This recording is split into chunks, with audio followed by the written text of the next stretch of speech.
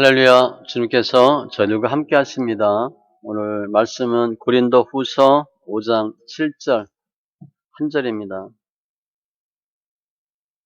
고린도 후서 5장 7절, 17절.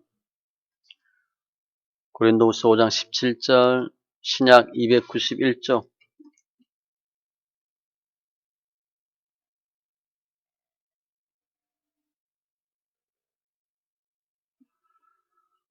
같이 천천히 있습니다.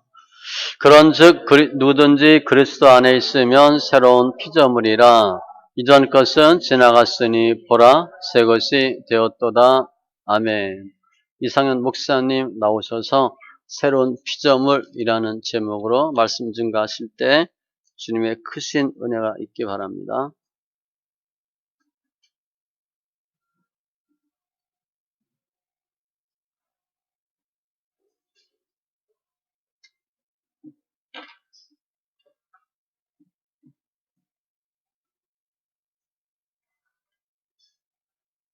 오랜만에 또 강단에 섰습니다.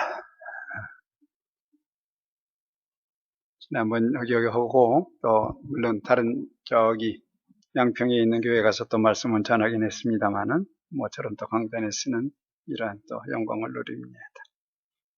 함께 기도하고 말씀 보겠습니다. 저희를 사랑하시는 살아계신 하나님 아버지, 은혜와 사랑을 감사합니다. 일마다 때마다 함께하여 주시고 너는 내 것이라 택하셔서 하나님의 아들 딸로 이 세상을 살아가면서 우리를 지켜보아 주셨던 은혜를 감사합니다. 오늘도 복된 날 거룩한 주일 주의 전에 나와 하나님을 향해서 아버지라 부르며 하나님께서 주시는 말씀으로 은혜 가운데 살게 하시고 이 오후 시간에 또한 하나님의 말씀을 상고할 수 있는 시간 주시오니 감사합니다. 부족한 종 하나님의 말씀을 들고 섭니다. 하나님께서 부족한 종은 가려주시고 하나님께서 우리 성도들을 만나주시며 필요한 말씀으로 채워 주시옵소서. 예수 그리스도의 이름으로 기도드리옵나이다. 아멘. 제가 본문을 일찍이 목사님께 드렸어야 되는데 그러지를 못했어요. 제가 어저께 천안에 또 다른 장례가 나서 거기가 있는 중에 목사님께 본문을 드려야 되기 때문에 급하게 그냥 제가 제목을 삼았던 17절 말씀만 드렸는데 실질적으로는 여러분들이 잘 아시는 것처럼 이 말씀은 그 위에 있는 11절서부터 계속됩니다. 어쨌든 간 오늘 저는 고린도 후서에 있는 이 말씀을 근거로 새로운 피조물이라는 말씀으로 같이 은혜를 나누고자 합니다. 이 세상에 어떤 것 하나도 우리가 만든 것은 없습니다. 다 하나님께서 만든 것입니다. 그렇기 때문에 우리는 피조물일 수밖에 없습니다. 나무든 그 동물이든 어느 것 하나 우리가 만든 것이 없이 하나님께서 만들었기 때문에 모든 것이 피조물입니다. 그러나 그 피조물은 그대로 있다고 한다면은 그것은 결국은 그냥 시간이 지나고 나면 노화돼서 끝나고 말 것입니다. 그러나 그것은 계속적으로 이어져 가고 그 다음에 그것은 변화되어져 가는 과정입니다. 그러나 좋게 변화되는 것도 있지만 그렇지 못한 것도 있다는 것을 우리는 압니다.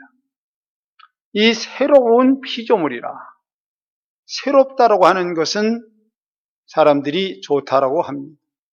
그러나 좋게 변화가 되면 그것은 좋은 일이겠지만 새롭게 됐다고 하는 것이 오히려 좋지 않은 쪽으로 되어지면 그것은 불편하게 되는 것입니다. 우리가 이제 변화를 보면 시간의 변화가 있게 됩니다. 지금 저희들이 2020년 새해를 맞고 이제 오늘 10월 마지막 주일을 저희들이 보내고 있습니다. 매일 해가 뜨고 지고 달이 뜨고 지고 하는 이것은 하나의 변화가 없습니다. 그러니까 사람들이 매일매일 그것이 그냥 당연한 것으로 생각할 뿐입니다. 아까도 우리 박정희 집사님하고 잠깐 얘기했습니다마는 우리가 하루하루 이거 살아가는 것이 별것이 아닌 것처럼 생각을 했습니다. 우리가 2019년도까지는 얼마나 분주하게 살았고 얼마나 많은 사람을 만났고 우리가 갈 때 안 갈 때 다 저기 하면서 자유롭게 해서 살았습니다. 그러나 그것이 감사하다는 생각을 안 하고 살았던 것입니다. 이렇게 시간은 계속 갑니다. 제가 어제 저희 밭에 다녀왔습니다마는 어제 갔더니 그저께까지도 그저께 아니죠. 제가 거기서 금요일 날 나왔으니까 목요일 날 나왔으니까 목요일까지도 파릇파릇하게 있었던 그 식물들이 어제 장례식 끝났다가 아무래도 화초들이 좀 위험할 것 같아서 이 집으로 옮겨와야 되겠다고 해가지고 화초를 가지러 갔어요. 이제 서리를 맞아가지고 그냥 다 폭삭 주저앉은. 그저께까지만 해도 멀쩡했던 것인데, 목요일 날까지만 해도 멀쩡했던 것인데, 어제 가서 보니까는 싹 전부 죽어버렸어. 절기에 상강이라고 그러는 건데 서리가 내린다 하는 게 서리상자에 내리강자에서 상강입니다. 제가 보은에 목회하러 갈 때도 별로 그런 걸 실감을 안 하고 갔는데 가서 시간이 지나고 나니까 10월 23일 날이 상강날인데 정확하게 내려서 거기 있던 풀이 전부 쓰러지고 만 거예요. 근데 어제 그저께 목요일 날도 그날이 10월 22일이었고 어제 그저께가 23일이었는데 그저께 23일 날 정확하게 또 사리가 내려가지고 그냥 제 좀 늦자랐던 수세미며 여주며 이런 것이 그냥 그대로 풀이 싹 죽어버리더라고요. 이렇게 시간은 변화가 되지만 그러나 하나님께서 만들어낸 그 방식은 변화되지 않는다고 하는 것을 우리는 압니다. 이제 2020년이라고 우리들이 얘기합니다마는 이 인류의 역사를 어떤 사람은 몇 억 년 전으로 보기도 하고 몇십만 년으로 보기도 하고 하여간 어쨌든 간 세월이 그렇게 지나가는 것입니다. 그 다음에 두 번째는 또 새롭게 변화되는 것이 뭐냐면 새로운 학문입니다. 학문. 이제 우리가 여러 가지 환경과 그 다음에 또 우리의 지식이 발달됨으로 인해서 더 좋은 학문, 또 우주적인 그러한 것까지도 관찰해 가면서 우리들이 이 학문에 대한 변화를 우리들이 실감하고 있습니다. 옛날에는 그것이 최고의 학문이라고 그랬는데 시간이 지나고 나니까 또 다른 학문이 나와가지고 그걸 대체해 봤을 때 그거는 과거의 것이고 지금은 이것이 정설이다라고 얘기를 하는 그러한 일들이 일어나고 있습니다. 그 다음에 세 번째는 환경의 변화입니다. 아까도 제가 말씀드렸습니다마는 2019년까지 우리들이 하루 종일 마스크 쓰고 살아야 된다는 이러한 것을 감히 생각이나 했겠어요? 그 다음에 지금 백신이라고 하면 우리의 병을 예방하기 위해서 이제 맞고 그 다음에 그것으로 인해서 병을 이길 수 있다고 하는 그러한 것이 우리의 상식이었는데 지금 예방주사를 맞고 어쨌든 간 쇼크가 됐든 뭐가 됐든지 아침에 우리 이 목사님은 30명이라고 그러셨는데 제가 여기는 46명인가로 제가 들었던 것 같아요. 그래서 저도 솔직한 얘기가 저희 친구한테 얘기하기를 여지껏까진 자기는 감기 예방 주사를 안 맞았대요. 근데 제가 그랬어요. 이제는 몸이 약해져서 그 친구가 지난번에 한번 말씀드렸을 거예요. 저희 친구인데 위를 다 드러냈어요. 위암이 돼가지고 그 식도하고 그 위하고 연결되는 입구 부위가 암이 생기면 위를 다 드러내야 됩니다. 위 안쪽에가 병이 나든지 말단이 저기 되면 거기는 잘라내서 꿰맬 수가 있는데 식도 입구에서 저기가 되면 위를 다 드러내야 돼요. 이게 밥통이 없는 사람이에요. 그래서 그 친구를 보고 여지껏까지 주사를 안 맞았어도 올해는 꼭 맞아야 돼. 왜? 지금 이 바이러스 때문에, 코로나 바이러스 때문에 위험할 수가 있는데 그게 감기로 왔다가 잘못하면 그거에 되게 되면 노출되면 위험해. 그러니까 꼭 맞아야 돼. 그랬더니 저희 친구는 지난 월요일 날 이제 70세 이상서부터는 지난주에 맞는 겁니다. 올해 이제 내일서부터는 이제 69세서부터 이제 그 밑에 사람이 맞습니다만은 그랬더니 저희 친구는 월요일 날 맞았대요. 그래서 자기는 맞았는데 멀쩡하게 지금 살아있는 게 하나님의 은혜라라고 얘기해. 그래서 상현이 넌 맞았냐? 그래. 난 지금 바빠가지고 그거 맞을 시간이 없어서 못 맞아서 그랬더니 자기들은 맞게 하라고 맞으라고 그러고 본인은 안 맞고 이게 무슨 경우냐? 그 다음에 넌 지금 이렇게 저기 되니까 안 맞을 거지?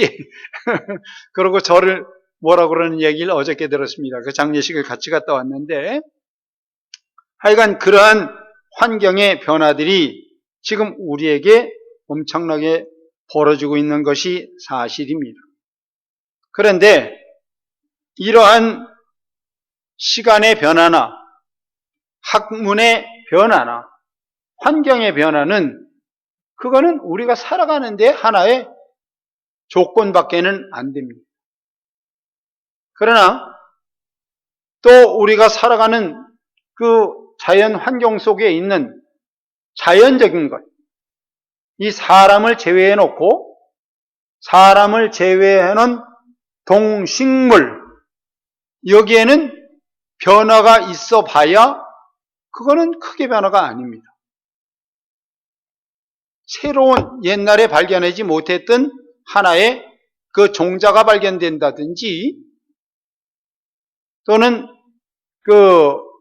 여러 가지 환경에 따라서 옛날에는 나무가 이렇게 성장을 했는데 그것이 뭐 변종을 일으든지 그렇게는 할 수 있겠습니다만은 새로운 피조물이라고 얘기할 만큼의 변화를 일으키는 것은 우리 사람밖에 없습니다. 사람만이 새롭게 될 수 있는 피조물이라고 하는 것입니다. 다른 거는 약간의 변화는 있을지 몰라도 새로운 것이 될 수가 없는 것입니다.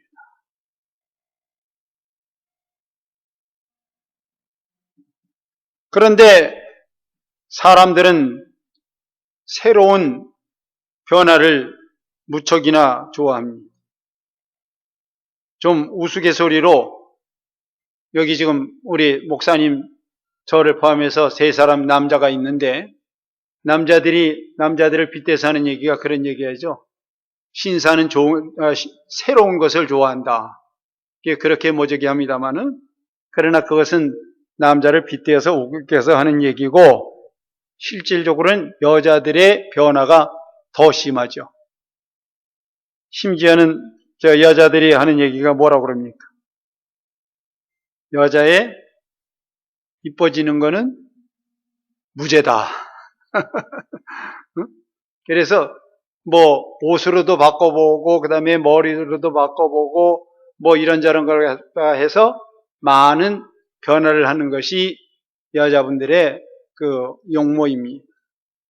이제 옷도 과거에는 뭐 어떤 색이 유행을 했다. 그 다음에 어떤 디자인이 유행을 했다. 그렇지만 그것이 시간이 지나고 나면 또 마찬가지로 또 그것이 지나가고 새로운 것이 되어지고 그 다음에 남자들 바지로 한다면 좁아졌다 넓어졌다 길어졌다 짧아졌다 이런 식으로 변화를 합니다. 이러한 것은 변화 중에 물리적인 변화밖에는 아닌 것입니다. 색깔이 달라지고 디자인이 달라지고 스타일이 달라지는 그것은 물리적인 변화에 불과하다는 것입니다. 이 나무를 가지고 저렇게 의자도 만들고 탁자도 만들고 내가 필요한 대로 만들어가는 것, 그것은 본질이 바뀌는 것이 아니고 우리가 볼 수 있는 그것의 변화만 일으키기 때문에 물리적인 변화라고 하는 것입니다. 그 다음에 또 하나의 변화가 있는 것이 뭐냐면 화학적인 변화입니다. 화학적인 변화는 여러분들 그냥 여긴 지금 뭐 학문을 다루겠다는 것이 아니기 때문에 쉽게 얘기한다면 요즘 우리가 사용되는 게 자동차를 가깝게 우리가 접하고 있으니까 전에는 자동차라고 그러면 반드시 휘발유를 쓰거나 경유를 쓰거나 이렇게 해서 갔죠. 그러나 지금 근래 시대에서는 어떻게 됩니까? 이제 전기 자동차라는 것이 나와가지고 배터리를 갖다가 크게 저기해서 전기를 갖다가 충전시키고 그 다음에 그 전기 배터리를 최소 사용해 가면서 모터를 돌려가지고 자동차를 움직이는 그런 하나의 전기 자동차가 나왔습니다. 그런데 이제는 전기 자동차도 지나가서 앞으로는 수소 이온 전지를 이용하는 그러한 자동차가 나와서 21세기 이제 후반때 가면은 뭐 우리나라도 곧 아마 2050년 그때는 제가 있지 않겠죠. 그러한 시기에는 모든 자동차가 아마 수소 이온 전지로만 다녀야 되는 그때가 되는 것 같아요. 그런데 그 수소 이온 전지는 무엇으로 하느냐? 그건 물이라는 게 있어요. 물. 우리가 먹는 물이요. 단순한 물이에요. 근데 이것을 전기를 꽂아가지고 하면은 그것이 두 개의 화학 구조로 되어 있는데 하나가 갈라지고 또 하나가 갈라져요. 그게 하나는 수소고 하나는 산소예요. 수소와 산소의 결합, 물입니다. 근데 그 물을 전기를 해가지고 하면 한쪽은 수소가 모여지고 한쪽은 산소가 모일 뿐이에요. 산소는 우리 공기 중에 지금 있어서 우리가 그것을 마시지 않으면 우리는 1분도 숨을 안 쉬면은 산소 결핍으로 죽어갑니다. 그러나 우리가 지금 대기 중에 23%의 산소가 있는 것을 우리는 몰라요. 하나님께서 그 혼합 비율을 이 물체가 썩지 않도록 일부 막아주는 질소가 75%가 있고 산소가 23% 있게 만들었어요. 그래 놓고 수소는 그 중에 아주 작은 그것에 불과한데 근데 그 수소는 폭발성이 있습니다. 그래서 그것을 이용해 가지고 이제 지금 자동차까지 쓰는데 이렇게 물이 변화돼서 산소와 수소로 딱 갈라지는 이러한 것 또는 우리가 여러 가지 일 중에서 맛이 변한다든지 또는 석유의 제품으로 우리가 이제 플라스틱 제품을 만듭니다만은 그것은 석유에서 나온 거예요. 근데 그것이 그렇게 변화돼 가지고 우리들이 사용하기에 좋은 그러한 플라스틱으로 변화되는 그러한 것을 화학적인 변화라고 이야기를 합니다. 그러면 그것은 새로운 피조물이냐? 피조물은 아니에요. 그것은 하나의 화학적인 변화로 해서 우리 사람들이 사용하기 좋도록 그것을 만들었을 뿐입니다. 그러면 어떠한 것이 새로운 피조물이냐? 사람밖에는 변하는 것이 없다라고 제가 말씀을 드렸어요. 새로운 피조물. 이것은 사람이 변화되는 것입니다. 사람의 변화는 정말로 너무도 어렵습니다. 여러분들이 보시면은 알겠지만은 우리 대한민국에 지금 그리스도인들이 제가 어려서 그때는 우리 대한민국에 인구가 지금과 같은 5천만을 헤아리지 않고 한 3천만 명 됐었을 거예요. 근데 그때 당시에 그리스도인은 한 10만 명이나 됐거나 그런 정도일 거예요. 그러니까 그렇게 보면 한 3%, 4% 정도의 기독교인들만 있었어요. 근데 그때에 제 주위에서 하는 얘기가 뭐냐면, 교회 다닌다. 그러면 예수쟁이라고도 놀리기도 했습니다만은, 기독교인이라고 그러면은 상당히 사람들이 인정을 하는 사람이었었어요. 솔직한 사람, 정직한 사람, 그것이 하나의 기독교인을 표현할 수 있는 그러한 거였었어요. 근데 지금은 우리나라에 숫자적으로 표면적으로 나타난 것이 어떻습니까? 우리 인구를 지금 5,200만이라고 얘기하는데 그리스도인들을 1,000만 명이라고 얘기를 합니다. 물론 중복돼서 계수된 부분이 있기는 합니다만은, 그럼 그냥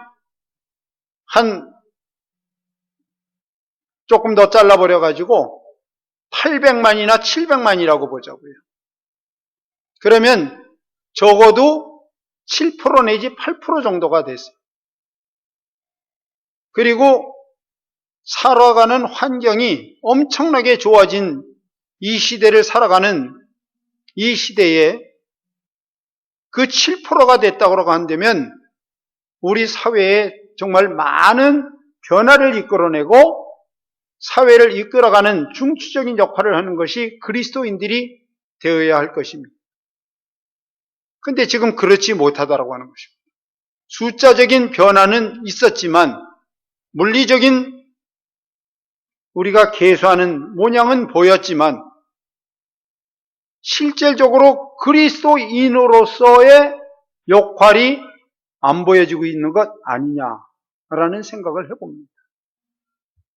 우리 같은 믿음 공동체 안에서 제가 이런 얘기하기를 좀 주저합니다마는, 우리 교회 안에 신자라고 들어와 있고 외부 사람들에게는 그리스도인들이라고 비춰지는 사람들의 그러한 모습을 보고 세상 사람들이 어떻게 얘기합니까? 아, 저 사람 참 정직한 사람이야. 저 사람 참 법 없어도 사는 사람이야. 저런 사람들만 있으면은 우리나라 걱정 없어 하고 우리를 격려하고 우리를 칭찬합니까? 그렇지 않더라고요. 제가 우리 여기 전도사님이나 우리 목사님들이나 사모님은 제가 여기서 여러 차례 그런 얘기했어요. 하는 것을 들으셨어요. 제 친구가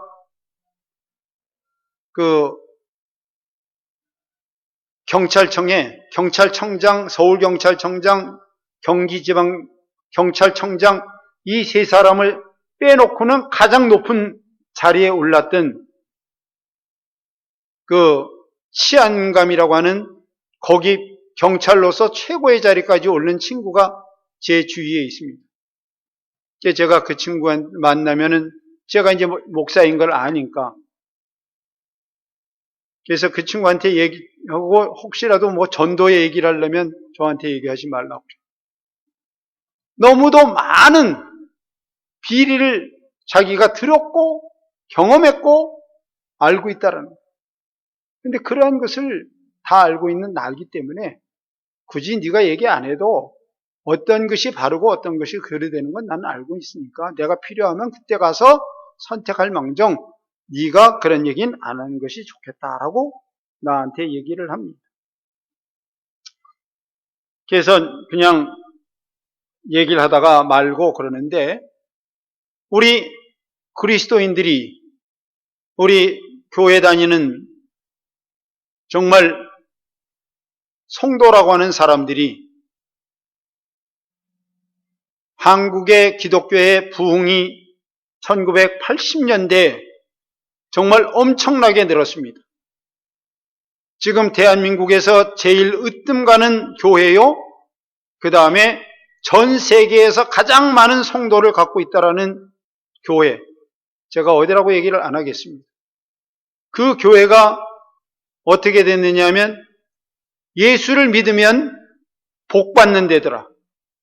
그 다음에 부자 된 데더라.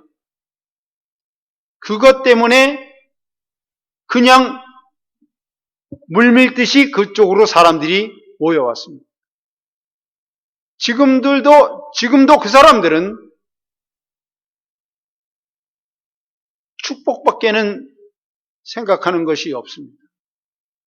오늘 아침에 우리 이 목사님께서 우리 주위에 어려운 사람들이 많고 우리는 그 사람들을 보면서 나의 넉넉함을 가지고 나눌 수 있는 그런 사람들이 되는 것이 우리의 마땅한 바고 우리가 복받는 길이라고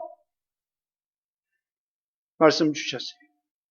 그러나 우리가 갖고 있는 것이 넉넉함에도 불구하고 아직도 더 많은 것을 갖기를 원하고 더 높은 데 올라가기를 원하고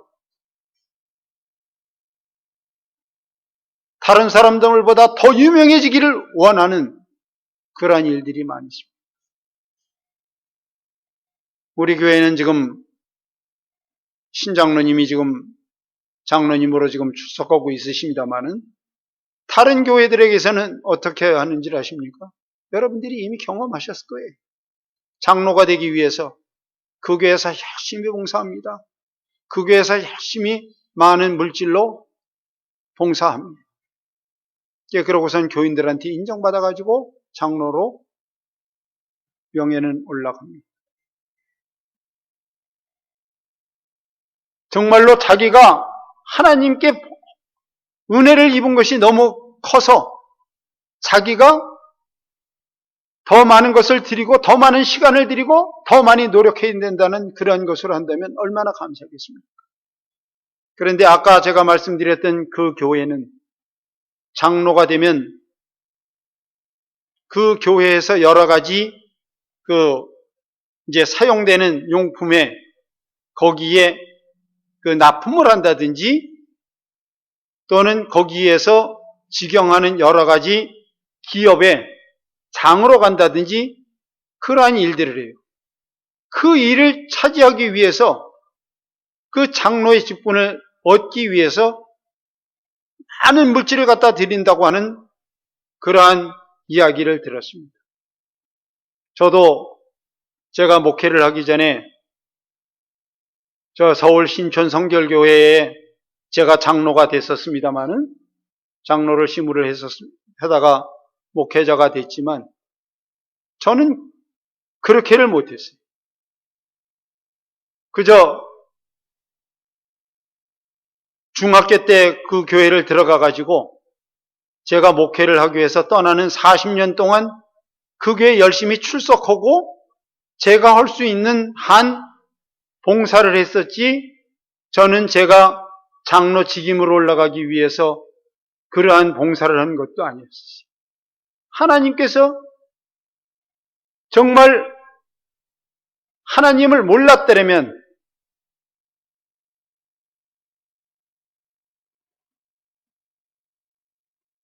힘든 세상을 하며 사람들 앞에 손가락질 받을 수 없는 그런 사람이 하나님을 알게 됨으로 인해서 내가 하나님의 아들이 되었다라는 그것이 너무 감사해서 그저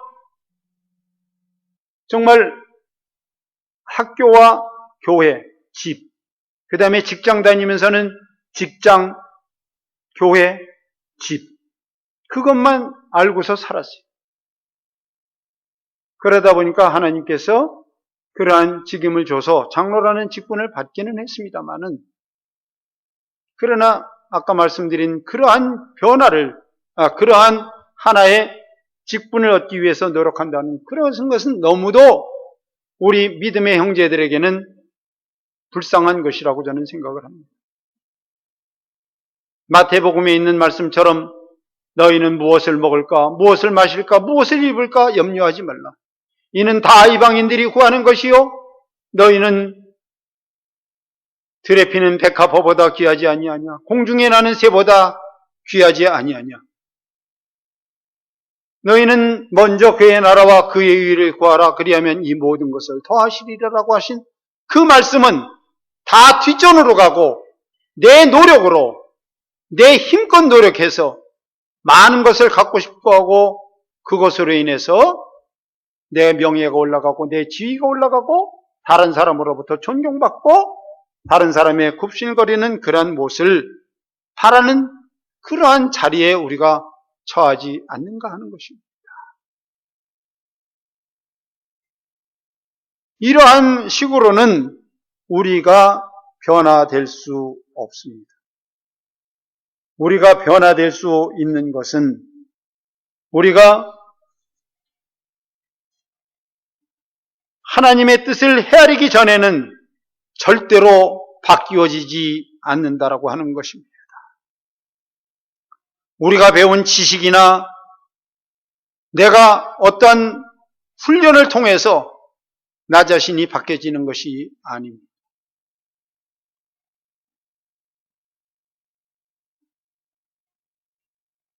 우리 목회자들 여기서 참 이야기하기가 부끄럽습니다마는 목회자가 된다고 하는 것은 정말 하나님께서 주신 소명인데 그것을 할 때는 내가 세상 것은 다 내려놓겠습니다. 라고 얘기를 하고 갑니다. 근데 신학을 하고 목사님이 되고 목회를 하고 은퇴할 때쯤 되면 참 세상 사람들 앞에 부끄러운 일들이 많이 일어나는 것을 또 여러분들이 듣고 알고 있습니다.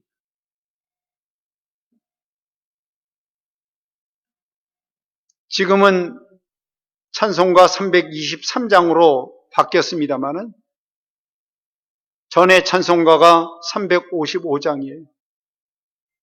부름받아 나서니 몸 어디든지 가오리다. 괴로우나 즐거우나 주만 따라가오리다.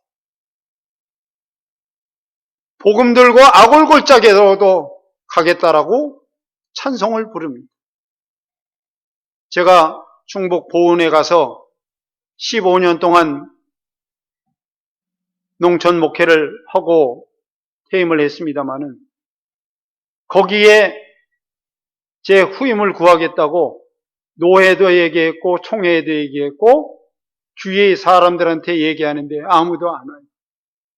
왜? 거길 가면 정말 아골골짜기예요. 힘든 것, 어려운 일, 그 일, 여기 도시에서 다른 일을 하면서 생활을 할 망정 농촌에 가서 거기에 복음 들고 가서 그들의 죽어가는 영혼들을 구원하겠다는 그 일에는 관심이 없다라고 하는 것입니다.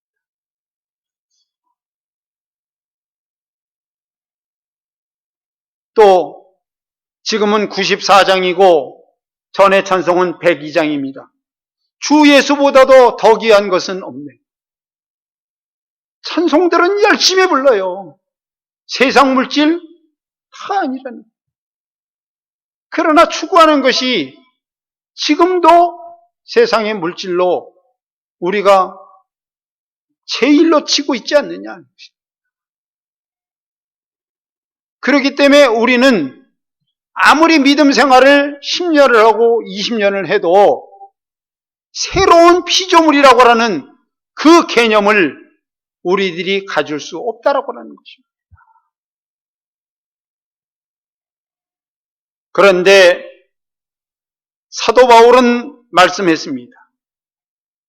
우리를 창조하신 하나님의 도우심이 있으면 우리가 바뀌어질 수 있다라고 하는 것입니다. 그래서 사도 바울은 에베소 교우들에게 이렇게 말씀합니다. 에베소서 4장 23절로 24절에 보면 오직 심령으로 새롭게 되어 하나님을 따라 의와 진리의 거룩함으로 지으심을 받은 새 사람을 입으라. 우리는 심령이 변화되어야 되는 것입니다. 나의 겉모양을 바꾸려고 하여도 바뀌어지지 않기 때문에 우리의 심령이 바뀌어져야 되는 것입니다. 우리의 마음이 다른 것을 바라면서 내가 새롭게 되기를 바란다고 하는 것은 불가능합니다.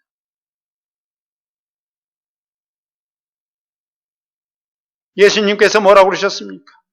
너희가 나를 따라오려거든 자기 십자가를 지고 나를 쫓을 것이니라 라고 말씀을 하셨습니다.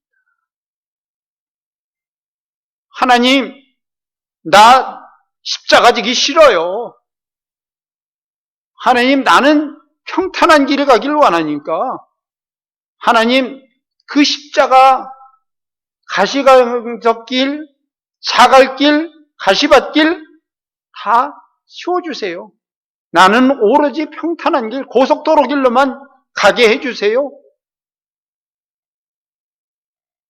어려우면 닥치면 하나님, 나 열심히 신앙생활 하잖아요. 나 교회 가서 열심히 신앙생활 해가지고 집사도 됐고 권사도 됐고 장로도 됐고 심지어는 목회자들은 나 목사 됐잖아요. 그러니까 하나님, 모든 어려움은 다 물리쳐 주시고 나에게는 평탄한 길만 주세요. 그렇게 하고선 하나님 앞에 기도한다고 하는 것은 하나님이 듣지 않으신다라고 야고보서에 쓰지 않았습니까? 너희가 기도하여도 얻지 못함은 뭐라고 그랬습니까? 자기의 유익대로 구함이라고 그랬어요. 그것은 하나님께 합당치 않기 때문에 하나님께서 그것을 허락지 않으신다라고 하는 것입니다. 그래서 사도 바울은 우리가 변화될 수 있는 길은 오직 심령의 변화라고 말씀을 하고 있습니다. 잠언서 5장 1절로부터 말씀을 보면 이렇게 놨습니다. 내 아들아, 나의 법을 잊어버리지 말고 내 마음으로 나의 명령을 지키라. 그리하면 그것이 너로 장수하여 많은 해를 누리게 하며 평강을 더하게 하시리라. 인자와 진리로 내게서 떠나지 않게 하고 그것을 내 목에 매며 내 마음판에 새기라. 그리하면 내가 하나님과 사람 앞에서 은총과 귀중히 여김을 받으리라. 너는 마음을 다하여 여호와를 의뢰하고 내 명철을 의지하지 말라. 너는 범사의 그를 인정하라. 그리하면 내 길을 지도하시리라. 하나님 앞에 우리가 해야 할 것이 무엇입니까? 아까도 목사님께서 말씀하셨습니다마는 우리가 해야 할 일을 해야 하나님께서 보고 주신다는 것입니다. 내 스스로가 사람들 앞에 귀중히 여김을 받고 은총을 받기를 원하지 말고 여호와를 의뢰하고 내 명철을 의지하지 말아야 한다는 것입니다.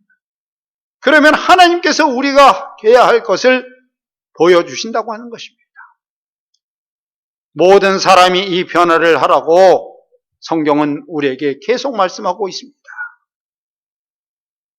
우리가 변화될 수 있는 것은 심령이라고 그랬습니다. 심령이 무엇입니까? 마음 심자 영혼 영자입니다. 마음이 바뀌지 않고 영혼이 하나님께로 향하지 아니하고 세상의 육체적인 것을 갖고 있고 내가 변화되기를 원한다면 그것은 어불성설입니다. 말로는 가능합니다. 그러나 그렇지 않습니다. 이 마음은 우리의 눈으로 보이지 않아서 어느 누구도 볼 수 없습니다. 그렇기 때문에 사람들 앞에 위장은 얼마든지 할 수 있어요.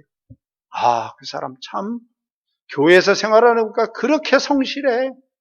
정말 믿을만해.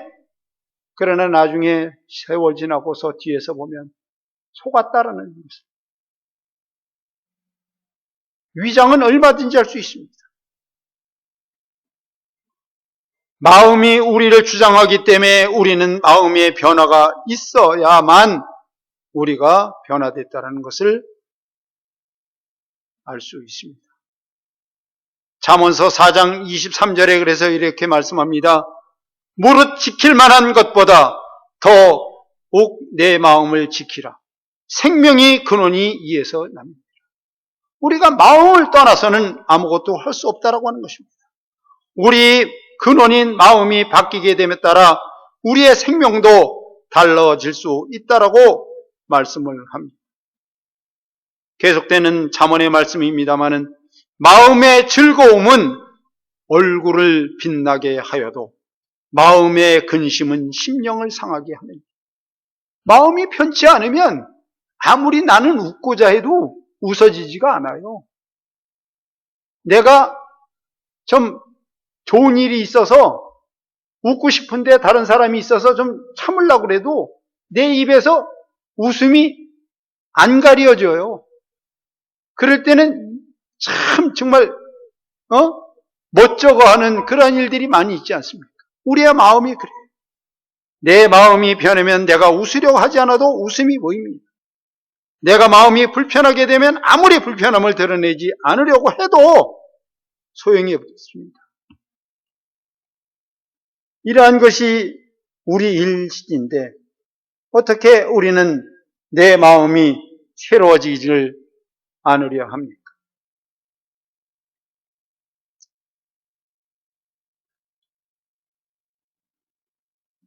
저는 오늘의 이 말씀, 본문을 다시 올라가 보겠습니다. 고린도 후서 5장 11절 말씀부터 보겠습니다. 고린도 후서 11장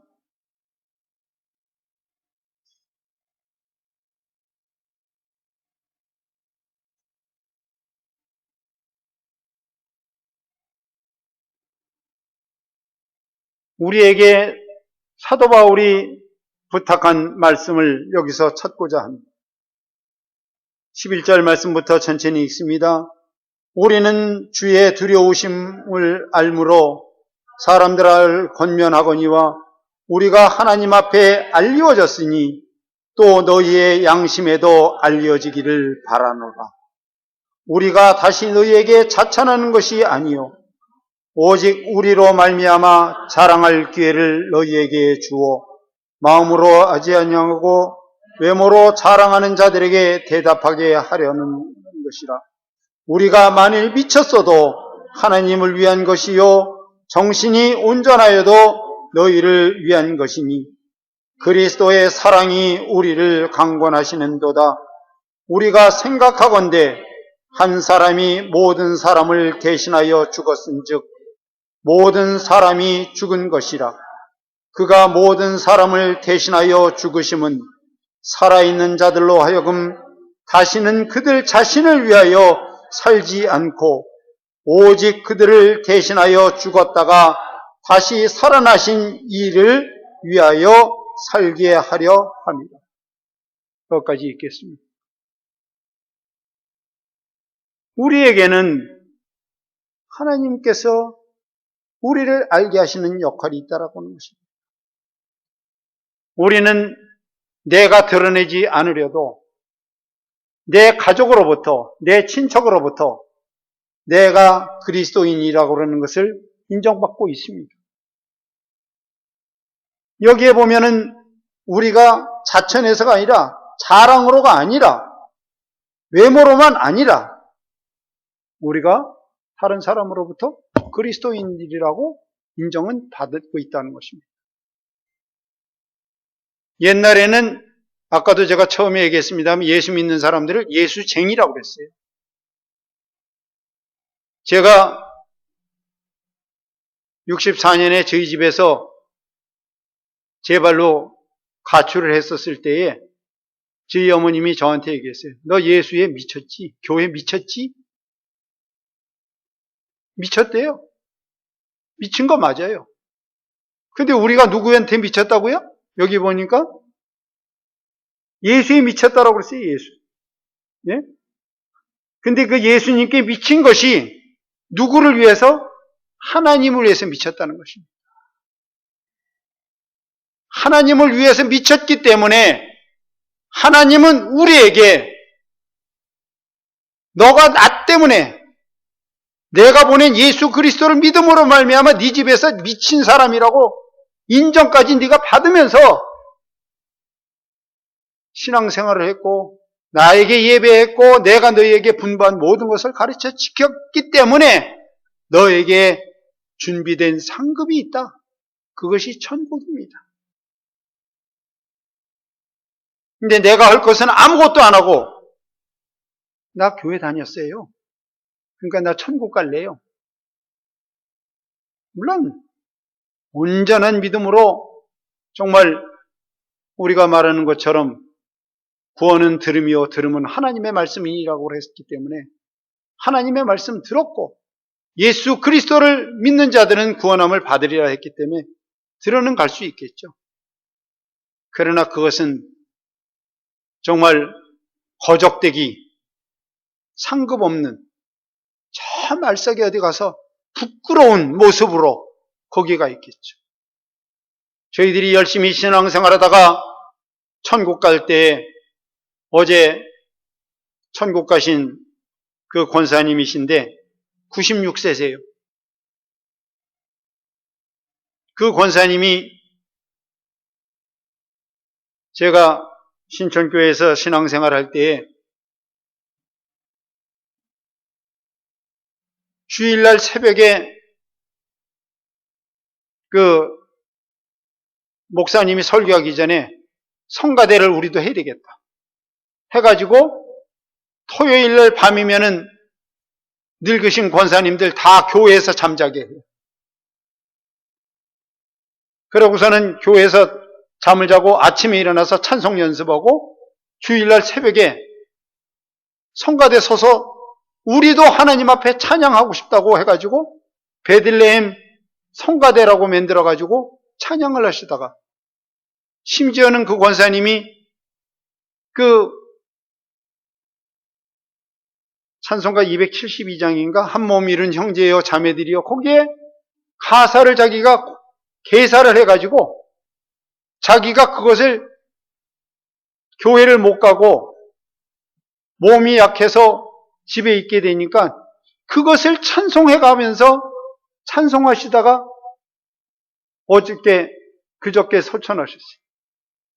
이제 시간이 저기 없기 때문에 주일날 장례를 해야 되고 오늘 교회에 뭐 행사가 있어서 그걸 못하니까 어저께 그냥 급작히 2일장을 했는데 그 권사님이 개사해 놓은 그 가사가 얼마나 감사한지 정말 그 안에 그 권사님의 신앙이 그대로 쓰여져 있어요. 그것이 자손들이 계속 두고 부르겠다고 어저께 그 장례식장에서 그것을 불렀어요. 그러한 우리가 하나님을 향한 그 마음, 그것이 얼마나 귀중한 것이냐 하는 것입니다.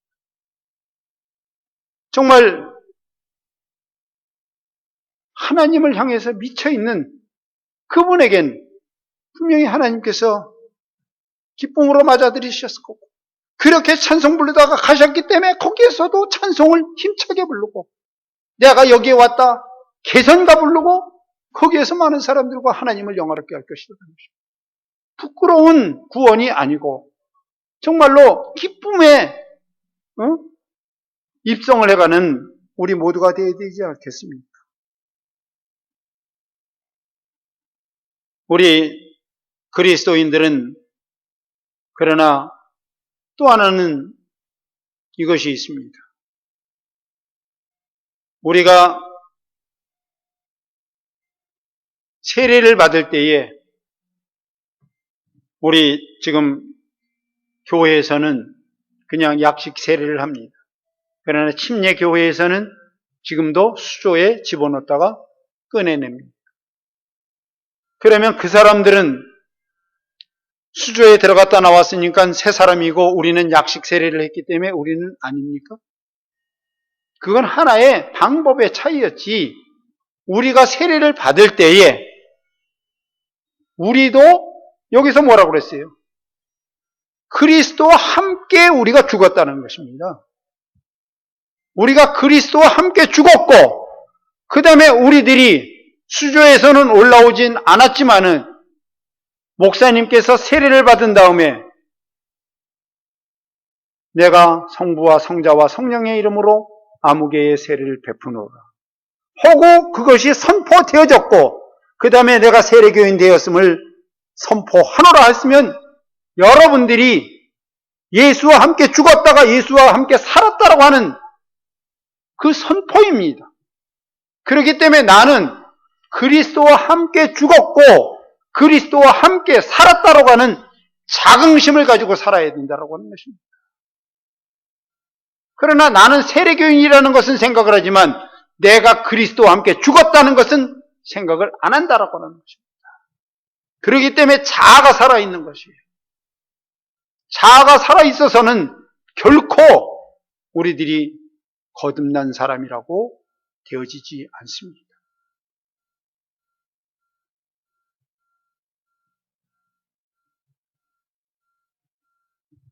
16절부터 다시 읽습니다. 그러므로 우리가 이제부터는 어떤 사람도 육신을 따라 알지 아니하노라. 비록 우리가 그리스도도 육신을 따라 알았으나 이제부터는 그같이 알지 아니하노라. 그런즉 누구든지 그리스도 안에 있으면 새로운 피조물이라. 이전 것은 지나갔으니 보라 새 것이 되었도다. 우리는 누구 때문에 새로운 피조물 되었다고요? 그리스도 때문에 새로운 피조물이 되었다라고 얘기합니다. 새로운 피조물이 될 것이다라고 안 합니다. 되었도다. 딱 찍었습니다. 완전 과거형입니다. 그런데 아직도 내가 과거에 매여 있다라고 하는 것입니다. 그런 사람이 18절에서 뭐라고 얘기합니까? 다시 한번 봅니다.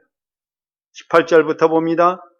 모든 것이 하나님께로서 났으며 그가 그리스도로 말미암아 우리를 자기와 화목하게 하시고 또 우리에게 화목하게 하는 직분을 주셨으니 곧 하나님께서 그리스도 안에 계시사 세상을 자기와 화목하게 하시며 그들의 죄를 그들에게 돌리지 아니하시고 화목하게 하는 말씀을 우리에게 부탁하셨느니.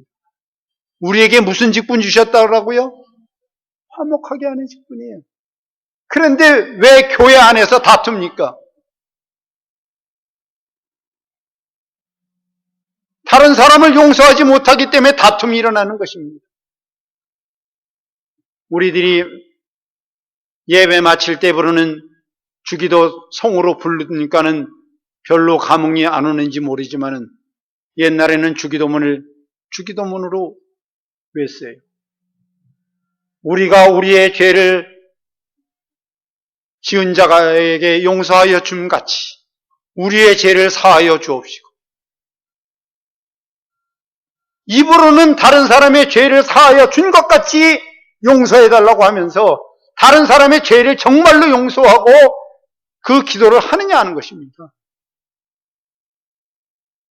그렇기 때문에 우리 한국의 교회의 변화는 어디서부터 비롯되어야 되느냐. 주기도문을 외기 전에 내 자신이 다른 사람의 죄를 용서하여 준 가치라고 하는 것입니다. 그것을 실천할 때만이 한국의 교회가 변화될 수 있습니다. 다른 사람은 다 용서해도 나는 그거 하나만은 용서 못해. 그자만은 용서 못해. 라고 얘기하면서 뻔뻔하게 그것을 한다면 하나님을 속이는 자들인 것입니다.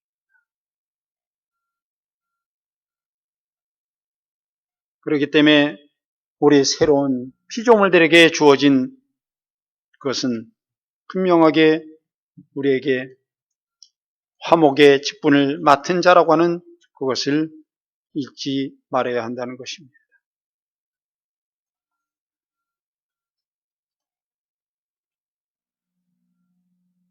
아직도 우리가 육체적인 일을 생각하고 있다고 한다면 우리는 새로운 피조물이 아닙니다.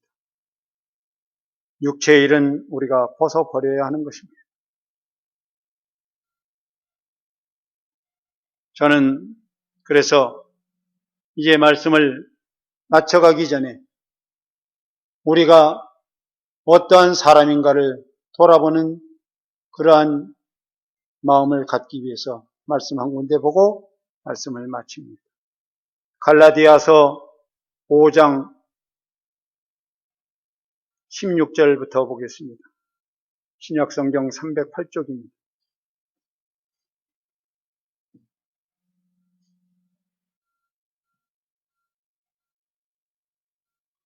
16절에서부터 읽겠습니다. 내가 이르노니 너희는 성령을 따라 행하라. 그리하면 육체의 욕심을 이루지 아니하리라. 육체의 소욕은 성령을 거스리고 성령은 육체를 거스리나니 이 둘이 서로 대적하므로 너희가 원하는 것을 하지 못하게 하려 함이니라. 너희가 만일 성령의 인도하시는 바가 되면 율법 아래 있지 아니하리라. 육체의 일은 분명하니 곧 음행과 더러운 것과 호색과 우상 숭배와 주술과 원수 맺는 것과 분쟁과 시기와 분냄과 당짓는 것과 분열함과 이단과 투기와 술 취함과 방탕함과 또 그와 같은 것들이라. 전에 너희에게 경계한 것 같이 경계하노니 이런 일을 하는 자들은 하나님의 나라를 유업으로 받지 못할 것이요 오직 성령의 열매는 사랑과 희락과 화평과 오래 참음과 자비와 양선과 충성과 온유와 절제니 이 같은 것을 금지할 법이 없느니라. 그리스도 예수의 사람들은 육체와 함께 그 정욕과 탐심을 십자가에 못 박았느니라. 기도하겠습니다. 하나님 아버지, 은혜를 감사합니다. 이 세상에 어떤 것도 새롭게 변화될 수 없다라고 하는 것을 저희들이 보았습니다.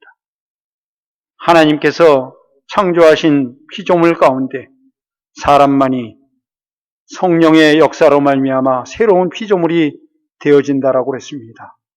그러나 저희들은 진정으로 이 말씀과 같이 새로운 피조물이 되어지고 하나님께서 맡겨주신 직분, 화목의 직분을 감당하도록 얼마만큼 노력해왔는지 저희들 돌아보게 하시고 우리가 아직도 육에 속하지 않았는가 돌아보며 하나님께서 주신 그 화목의 직분을 잘 감당하여 나가는 저희들 되게 하여 주옵소서. 부족한 종 아버지 하나님, 잘못 전해진 것 있거든 다 제하여 주시고 하나님의 말씀만이 저들 마음에 남아지도록 도와주시옵소서. 예수 그리스도의 이름으로 기도드리옵나이다.